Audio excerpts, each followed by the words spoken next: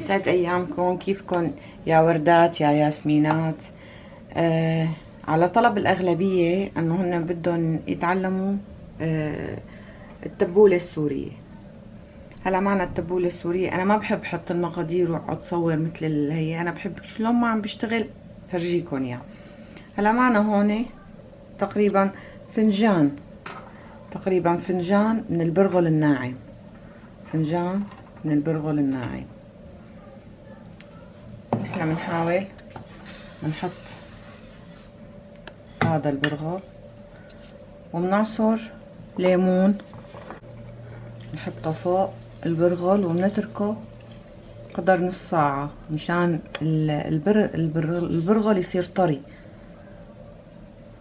وخليكم معي مشان هلا بلش كيف طريقة عمل التبولة. يلا هون معنا بنحط نحنا دائما حاولوا المقادير هي على حسب، يعني على حسب الرغبة المقادير، بس حاولوا انتو تقريبا كل باقة بقدونس. هلا هي مكونات التبولة اللي هي الأساس، المكون الأساسي بالتبولة هو البقدونس. البقدونس هو غني بالحديد. هي الأكلة مفيدة كتير كتير كتير مفيدة، كلها حديد وكلها فيتامينات. هلا أول اشي البقدونس، أنا فرمت البقدونس هون. أنا بفرمه ناعم، هو لازم يكون ناعم، فبنفرم البقدونس ناعم وبنغسله. طبعا بنغسله منيح منيح. هلا هون وطبعا نقعنا البرغل مع الليمون. هلا هون بنحاول انه نقسم البندورة لناعم، القطع كتير ناعمة. حاولوا انتو لكل باقة بقدونس يعني تقريبا بندورة او تنتين، يعني قطعتين بندورة او حسب حجم البندورة، بس يعني طيب يكون فيها البندورة كتير. يعني مكوناتها حكينا هي البقدونس، البندورة، برغل، ليمون، ملح، زيت زيتون. طبعا زيت زيتون على فكرة. وكل ما كانت القطعة اللي بوسط التبولة ناعمة كل ما كانت طيبة، يعني هي طيابتها بنعومة الأشياء.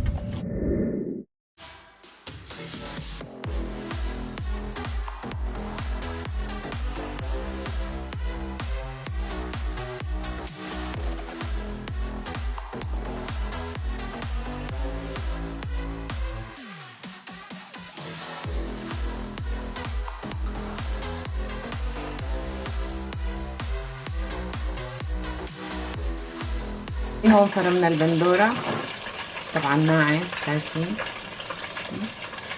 وهلا بدنا نفرم الخس.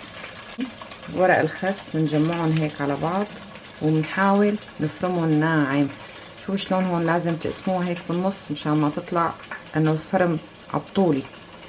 فهون بنفرم ناعم قد ما قدرتوا تفرموا ناعم. على فكرة الخس بيعطي طعمة كتير طيبة بالتبولة وهو مفيد. الخس بيساويها طرية، بيخليها طرية وبيساوي طعمتها كتير طيبة. شايفين شلون فرم الخس بيبقى ناعم.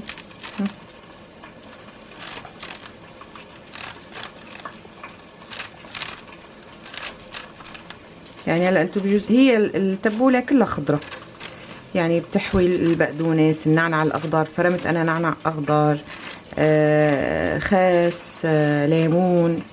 بناخد بس فص واحد توم اللي هو سن توم بناخده بس. كمان من اسمه ناعم. وبنحتاج للزيت الزيتون وللملح. هيون يعني احنا بنحاول بس نحط شغلات 5-6 اوراق بس خس. يلا خليكم معنا لافرم. هاي بندورة نزلت، هاي الكف ليكو لساته من اثر البندورة، يعني مشان ما تقولوا لي ليش هيك عليه قطع حمرة، لانه قطعت البندورة ورجعت للخس. شايفين هلا هي بتعذب شوي، بس اللقمة الطيبة بدها شغل والله، مو بس يعني نقطع ونزت. شايفين بدها تكون كتير ناعمة. انتبهين شايفين الخس شلون ناعم. يلا خليكم معنا. لا جبنا الخيارة طبعا كمان ناعم، شايفين كيف يطلع ناعم ناعم.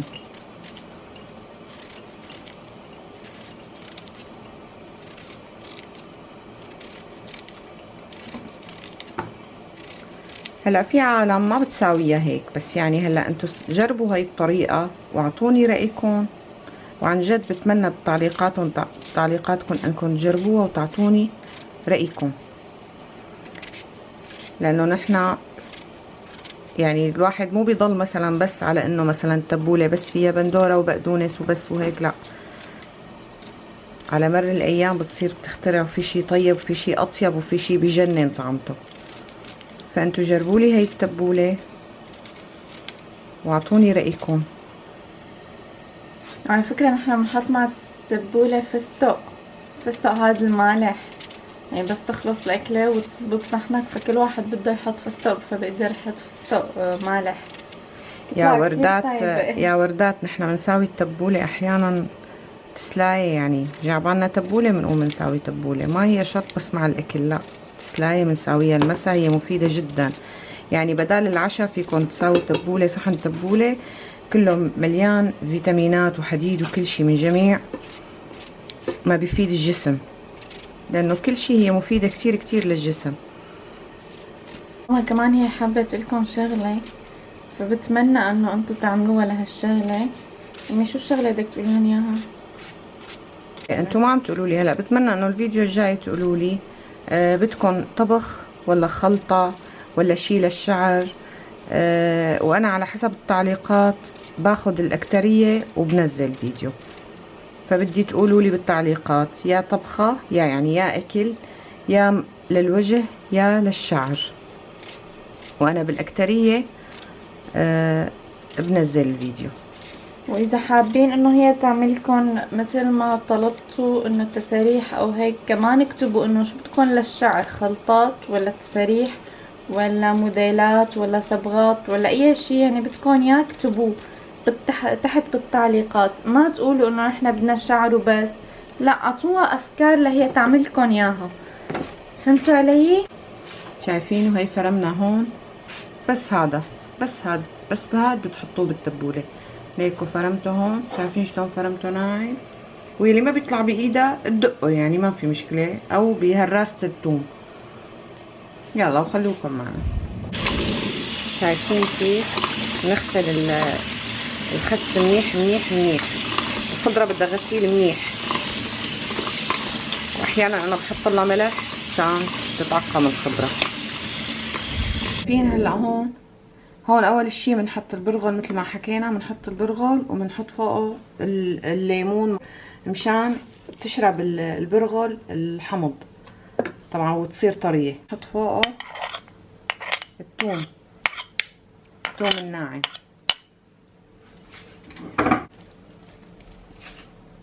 يعني هي التبولة ما بدها تعليم، هي كتير سهلة. نحط الخيار، هلا في عالم بتعلق انه خيار، ما هو خيار من الخضروات، يعني دوقوها بالخيار وتحطوا خيار.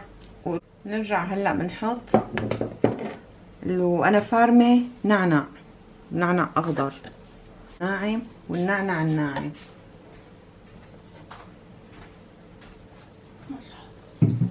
بعدين بنحط الخس،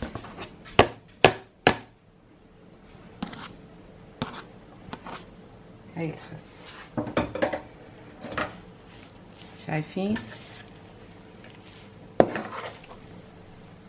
وبنحط ملح والحمض صفي، بقى هو اختياري يعني على حسب الذوق، حسب كل واحد شو بيحب. فنجان زيت الزيتون، قدر فنجان.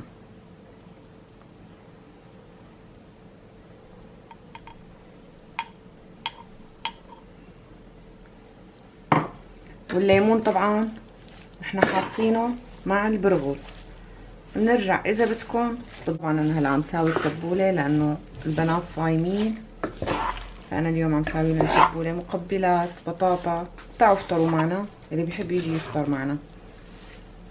يلا خليكم معنا لأفرجيكم اياها كيف بقى. هلا بدنا نسكبها. هلا بدنا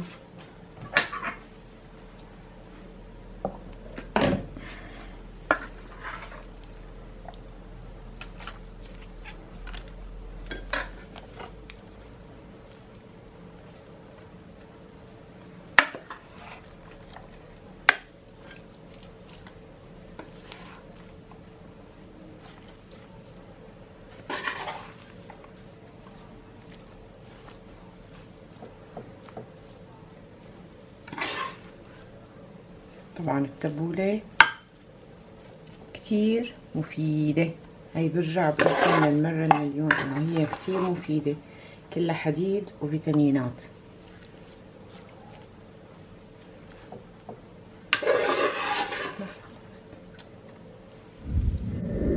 وهيك بتكون خلصت التبولة تبعنا. ان شاء الله تكون عجبتكم طريقتها، واكتبوا لنا مثل ما قلت لكم ماما تحت رأيكم بالتعليقات وشو حابين نعمل لكم فيديوهات. يلا سلام.